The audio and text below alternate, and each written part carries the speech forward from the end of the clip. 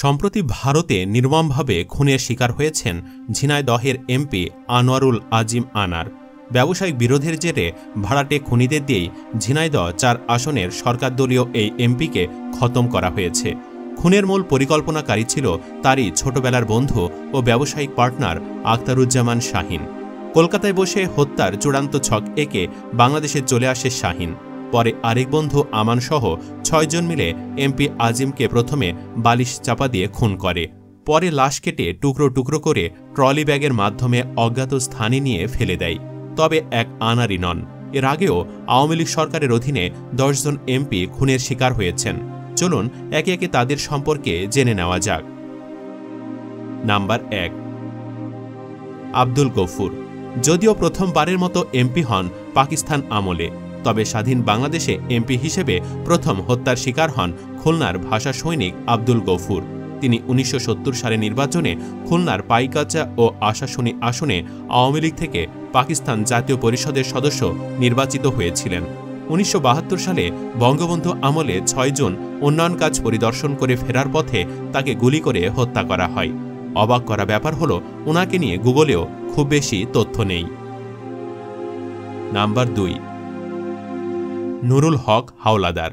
বাংলাদেশের দ্বিতীয় এমপি হিসেবে খুনের শিকার হন শরীয়তপুরের নুরুল হক হাওলাদার। এএফএম নুরুল হক হাওলাদার ১৯৫২ সালে রাষ্ট্রভাষা আন্দোলন ও ১৯৬৯ সালের গণ আন্দোলনে সক্রিয় অংশগ্রহণ করেন। ১৯৬৩ সালে ঢাকা বিশ্ববিদ্যালয়ের ইসলামের ইতিহাস বিভাগের সেমিনারে তিনি সাধারণ সম্পাদক নির্বাচিত হন। ১৯৭১ সালে তিনি মুক্তিযুদ্ধের সংগঠক ও ২ নম্বর সেক্টরে সক্রিয়ভাবে যুদ্ধে অংশগ্রহণ করেন। ডিঙ্গা মানিক ইউনিয়ন আওয়ামী লীগের সভাপতি ও নড়িয়া থানা আওয়ামী লীগের সহ সভাপতি ছিলেন তিনি। এসব ছাপিয়ে ১৯৭৩ সালের ৭ মার্চ স্বাধীন বাংলাদেশের প্রথম নির্বাচনে শরীয়তপুরের নড়িয়া আসনে এমপি নির্বাচিত হন নুরুল হক হাওলাদার। ১৯৭৩ সালে ৩০ মে রাতে নিজ বাড়িতে তাকে গুলি করে হত্যা করা হয়। নাম্বার ৩, আব্দুল মুকিম। নুরুল হকের মতোই ১৯৭৩ সালে নির্বাচনে ঝালকাঠি ও নলছিটি থেকে নির্বাচিত হন আব্দুল মুকিম। ওই বছরই তাকে গুলি করে হত্যা করা হয়। সিরাজ শিকদারের সর্বহারা গ্রুপ তাকে হত্যা করে বলে অভিযোগ ওঠে। নাম্বার ৪, মোতাহার উদ্দিন। মুকিমের মতো একই সংসদের এমপি ছিলেন আহমেদ মাস্টার হিসেবে পরিচিত মোতাহার উদ্দিন। তৎকালীন বাকেরগঞ্জ ৩ আসনে, যা বর্তমানে ভোলা ৩ হিসেবে পরিচিত, সেখানকার এমপি হিসেবে বিজয়ী হন। তবে এমপি হওয়ার পর ১ বছরও বাঁচতে পারেননি তিনি। ১৯৭৪ সালে ১০ জানুয়ারি তাকে আম গাছের সঙ্গে বেঁধে গুলি করে নির্মমভাবে খুন করা হয়। নাম্বার ৫, গাজী ফজলুর রহমান। ৭৩ নির্বাচনে নরসিংদীর মনোহরদী এলাকা থেকে এমপি নির্বাচিত হয়েছিলেন গাজী ফজলুর রহমান। এখন এই আসনটি নরসিংদী জেলার হলেও তখন ঢাকারই ছিল। আসন নম্বর ছিল ২২। সে যাই হোক, আওয়ামী লীগের পঞ্চম এমপি হিসেবে ১৯৭৪ সালের ১৬ মার্চ তাকে একটি স্কুলে গুলির আঘাতে খুনের শিকার হন ফজলুর রহমান। নাম্বার ৬, গোলাম কিবরিয়া। ফজলুর রহমানের পর খুনের শিকার হন গোলাম কিবরিয়া। কুষ্টিয়ার খোকসা কুমারখালী থেকে ১৯৭০ ও ১৯৭৩ সালে নির্বাচনে আওয়ামী লীগের এমপি হন গোলাম কিবরিয়া। ১৯৭৪ সালে ২৫ ডিসেম্বর কুমারখালী থানার সামনে কোরবানির ঈদের জামাতে নামাজ শুরুর আগ মুহূর্তে তাকে ব্রাশ ফায়ার করে হত্যা করা হয়।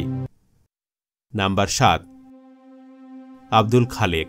কিবরিয়ার মতোই ৭০ ও ৭৩ সালে ২ সংসদেই নেত্রকোনা ১ আসনের আওয়ামী লীগের সংসদ সদস্য নির্বাচিত হন আব্দুল খালেক। কিবরিয়ার মাস ২ পরে ১৯৭৫ সালে ২৩ ফেব্রুয়ারি মধ্যরাতে বাসায় ফেরার পথে তাকে গুলি করে হত্যা করা হয়। নাম্বার ৮, আহসান উল্লাহ মাস্টার। শেখ হাসিনার আমলে প্রথম এমপি হিসেবে খুনের শিকার হন আহসান উল্লাহ মাস্টার, যিনি আওয়ামী লীগের নেতা ও গাজীপুরের সংসদ সদস্য ছিলেন। তিনি ১৯৯৬ এবং ২০০১ সালে গাজীপুর ২ আসন থেকে সংসদ সদস্য নির্বাচিত হন।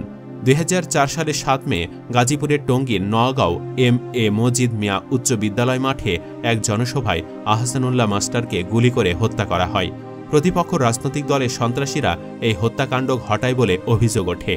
হত্যাকাণ্ডের পরদিন আহসানুল্লাহ মাস্টারের ভাই মতিউর রহমান টঙ্গী থানায় ১৭ জনের নাম উল্লেখ করে অজ্ঞাতনামা আরও ১০ থেকে ১২ জনের বিরুদ্ধে মামলা করেন। বিচার শেষে ২০০৫ সালের ১৬ এপ্রিল আদালত ২২ জনকে মৃত্যুদণ্ড এবং ৬ জনকে যাবজ্জীবন কারাদণ্ডাদেশ দেন। ২ আসামি খালাস পান। তবে নানান ঘটনা প্রবাহে আপিল বিভাগের শুনানির অপেক্ষায় মামলাটি প্রায় ৮ বছর ধরে ঝুলে আছে। Number ৯, Shah M S Kibria. সাবেক অর্থমন্ত্রী ও হবিগঞ্জ ৩ আসনের এমপি শাহ আবু মোহাম্মদ শামসুল কিবরিয়া শেখ হাসিনার আমলে দ্বিতীয় এমপি হিসেবে খুনের শিকার হন তিনি। ২০০৫ সালের ২৭ জানুয়ারি স্থানীয় আওয়ামী লীগের এক জনসভা শেষে ফেরার পথে দুর্বৃত্তদের গ্রেনেড হামলায় কিবরিয়া ও তার ভাতিজা শাহ মঞ্জুর হুদাসহ ৫ জন নিহত হন। এতে আহত হন জেলা আওয়ামী লীগের বর্তমান সভাপতি আবু জাহির সহ প্রায় ৫০ জন। হত্যাকাণ্ডের পর ১৯ বছরে বেশি সময় পেরিয়ে গেলেও এখনও এ মামলার বিচার শেষ হয়নি। আহসানুল্লাহ মাস্টার ও শাহ এম এস কিবরিয়ার হত্যাকাণ্ড বিএনপি জামায়াত আমলে হওয়ায় আওয়ামী লীগের নেতাকর্মীদের বক্তব্যে বারবার তাদের নামই উঠে এসেছে।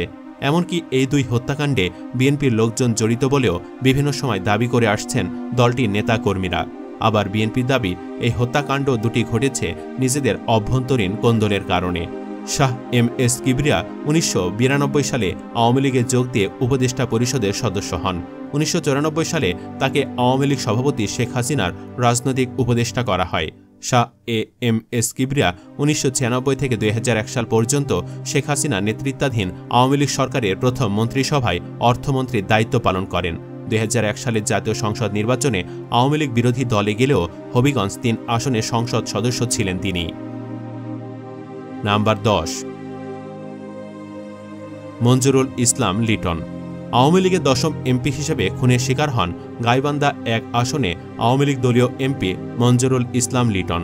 ২০১৬ সালের ৩১ ডিসেম্বর সন্ধ্যায় গাইবান্ধা জেলার সুন্দরগঞ্জ উপজেলার বামনডাঙ্গা গ্রামে নিজ বাড়িতে খুন হন লিটন।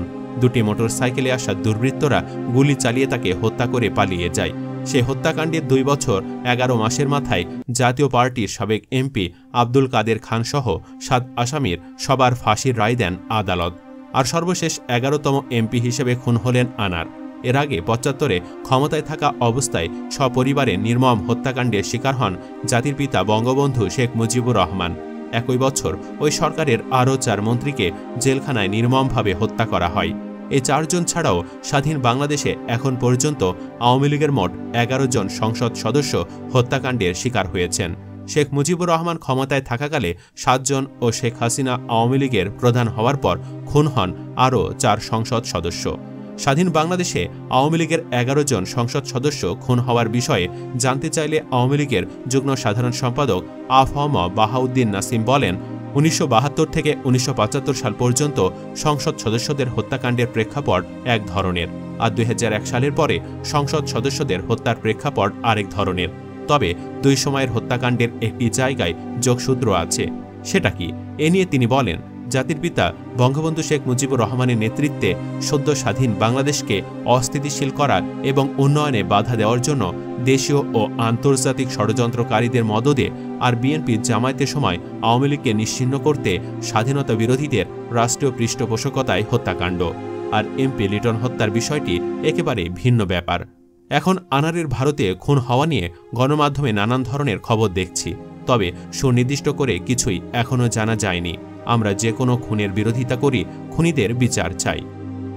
সুপ্রিয় দর্শক, আওয়ামী লীগের এই ১১ এমপি খুন নিয়ে আপনার কি ভাবনা?